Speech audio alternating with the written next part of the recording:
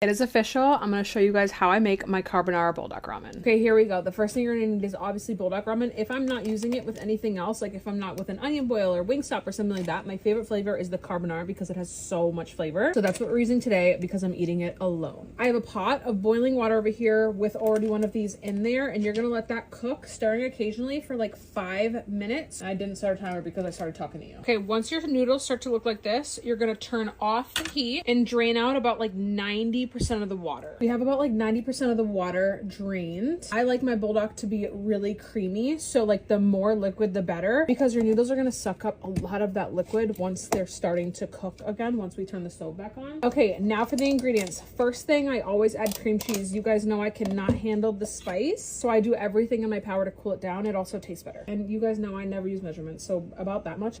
I love cream cheese. I'm gonna turn the stove back on super low just to get things melted and mixed together. Time for the buldak sauce. You can add as much as you want or as little as you want. My tolerance has gotten better, but it's still not great. I add about until there's like that much left. I don't know how much that is, but that's how much I add. But add as much as you want. If you like it spicy, add the whole thing. Carbonara powder, the good stuff. Then you're gonna mix that up. Try and get a lot of that cream cheese that hasn't melted. Okay, next steps. I am missing one ingredient because my kids finished it for breakfast this morning, but cottage cheese. I add cottage cheese. I don't really love cottage cheese, but I love the creaminess that it gives the buldak. So I normally add cottage cheese, and it also gives it a little protein, so like you feel like you're eating something good, you know? So right now, cottage cheese and then sour cream are going in. Again, we're gonna mix that up. Now we're gonna add milk. You can also add heavy cream. I do not have that right now, so I'm just doing milk. I don't know, I'd say maybe like half of a fourth. I don't know. I'm going to show you how much milk. So that's about how much milk I added. Remember, there's still a little bit of water in there as well. You don't want to add too much because you can always add more later. I like to add my milk and then let it cook for like 2 to 3 minutes longer.